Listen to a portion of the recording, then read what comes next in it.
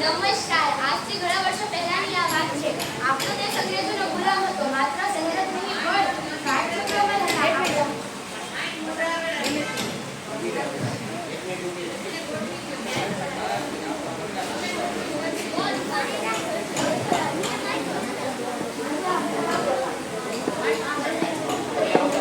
નમસ્કાર. આજથી ઘણા વર્ષો પહેલાની આ વાત છે.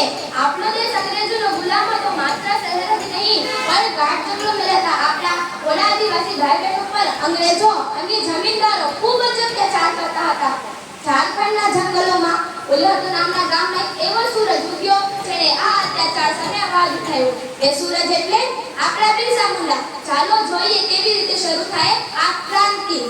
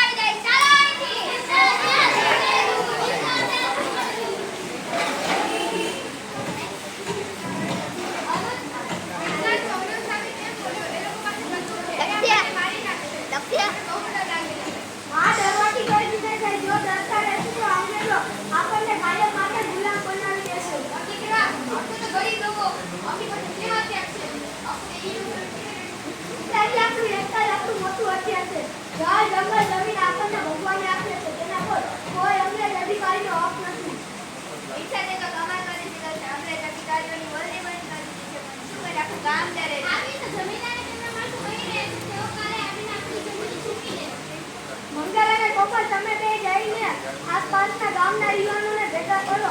આપણે જગાડવા પડશે. આજે રાત્રે જોડા પર મોટી સભા થશે. હવે સમય આવ્યો છે ઉલગુલાન. ઉલગુલાન એટલે શું પીસા? મહાવિદ્રો ક્રાંતિ, અન્યાય સામેની લડાઈ. જાઓ સંદેશ. धरती आवाज जंगल की गर्जना सुनो, अब रानभेरी उठी है.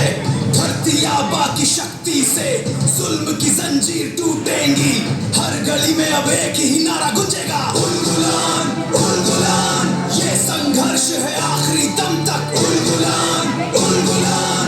धरती आबा की जय.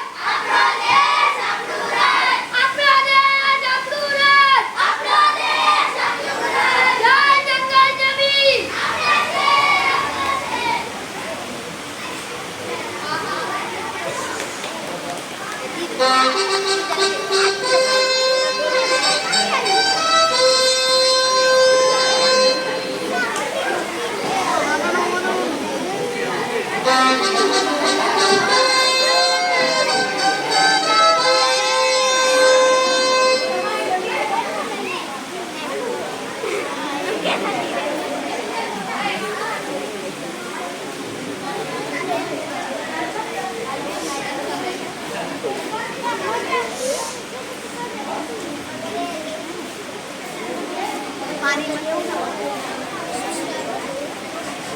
શું છે આ બધું? તમે લોકોને હજી કરાવ્યા, જમા નથી કરાવ્યા? સિપાહી, પકડો આ બધાને અને નાખો જેલમાં. સાહેબ, એક પણ ડગલું આગળ વધતા ને આવું લી આખું ગામમાં એક તો માણસ તમારાથી નથી ડરતો.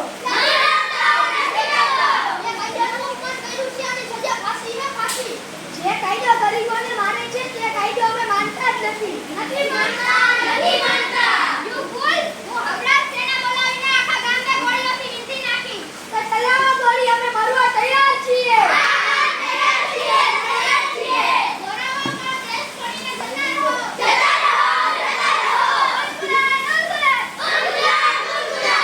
સાહેબ, આ લોકો બહુ ગુસ્સામાં છે. આખું ગામ એક થયેલું છે. ત્યાંથી નીકળી જામાં જ આપણી ભલાઈ છે. દિશા, તું બહુ મોટી ભૂલ કરી રહ્યો છે. હું પાછો આવીશ અને તને ને તારા માણસોને છોડીશ નહીં. અમે તમારી રાહ જોઈશું, પણ યાદ રાખજો જંગલના એકો એક પાંદડા પર ફાંસી લગાઈ ચૂકી છે.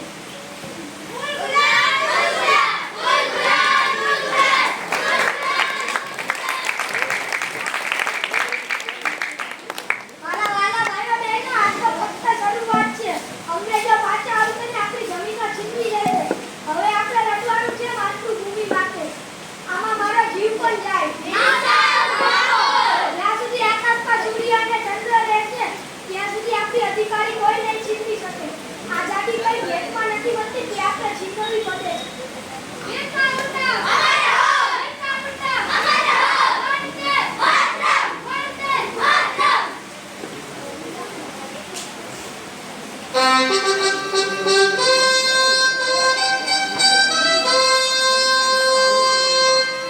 જો તારી હાલત દિશા, ક્યાં ગયો તારો અહંકાર? ક્યાં ગઈ તારી ક્રાંતિ? આજે તું આ રાંચીની કારગોટડીમાં કૂતરાની જેમ તડફડી રહ્યો.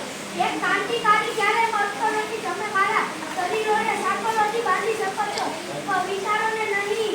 તું હજુ પણ હવામાં ઉડે છે. હું તને છેલ્લી તક આપું છું. મારી પાસે કાગળ છે. તું બ્રિટિશ સરકારથી માફી માંગી લે અને કહી દે કે આ જંગલ અમારું છે. હું તને દવા આપીશ અને તારો જીવ બચાવીશ. માફી, એક આદિવાસી પોતાની ધરતી માતાનો સૌદા કરવા કરતાં મરવાનું વધારે પસંદ કરે છે. માટે તમારી દવાની કઈ જરૂર નથી. મારી દવા તો ફક્ત ધરતી માતાનું ખોળું જ છે. જય હિન્દ.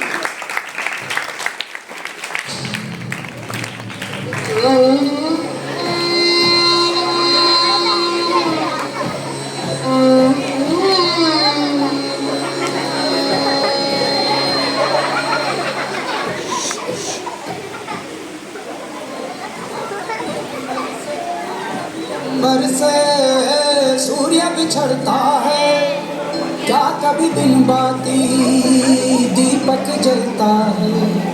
कैसी है अनहोनी हर आँख हुई रंग, छोड़ गया जो तू कैसे जिएंगे हम।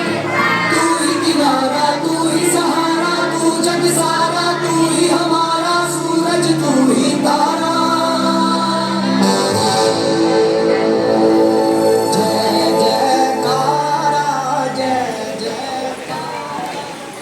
મિત્રો, આ દ્રશ્ય જોઈને આપણી આંખો ભીની થઈ જાય છે. 9 જૂન 1900 રોજમાં રાંચી સેન્ટ્રલ જેલમાં માત્ર 25 વર્ષ નાની ઉંમરે આ મહાન ક્રાંતિએ અંતિમ શ્વાસ લીધા. અંગ્રેજો સરકારે કાગળ પર એવું જૂઠું ચલાવ્યું કે અનેક કોલેરા નામની બીમારી તેને મૃત્યુ પામ્યું છે. પરંતુ વિલ્સનના શરીર ઉપર બીમારીથી કોઈ લક્ષણ ના હોવાથી તેમના સાથીઓ અને લોકો સમજી જાય છે કે અંગ્રેજો સરકારે ડરીને તેમને ઝેર આપીને તેમની હત્યા કરી છે. ઘણીની દગો કરીને તેમની હત્યા કરી દીધી, પરંતુ ઉલગુલાનની જ્વાળા ક્યારેય બુઝાય નહીં. વીરતા મુર્દા એક જ મિનિટ. માઈક આપો ને, બહુ જ સરસ બોલે છે. આ તો રિપીટ કરો. તમારી પોઝિશન મિત્રો, આ દ્રશ્ય જોઈને આપણી આંખો ભીની થઈ જાય છે. 9 જૂન 1900 રોજમાં રાંચી સેન્ટ્રલ જેલમાં માત્ર 25 વર્ષ નાની આ મહાન ક્રાંતિએ અંતિમ શ્વાસ લીધા. અંગ્રેજો સરકારે કાગળ પર એવું જૂઠું ચલાવ્યું કે તેને કોલેરા નામની બીમારી તેમની હત્યા થઈ છે, પરંતુ વિલ્સનના શરીર ઉપર કોઈ બીમારી લક્ષણ ના હોવાથી તેમના સાથીઓ અને લોકો સમજી જાય છે કે અંગ્રેજો સરકારે ડરીને તેમને ઝેર આપીને તેમની હત્યા કરી દીધી છે. ભલે ही लोगों કરીને તેમની હત્યા કરી દીધી, પરંતુ તેની ઉલગુલાની જ્વાળા ક્યારેય બુઝાય નહીં.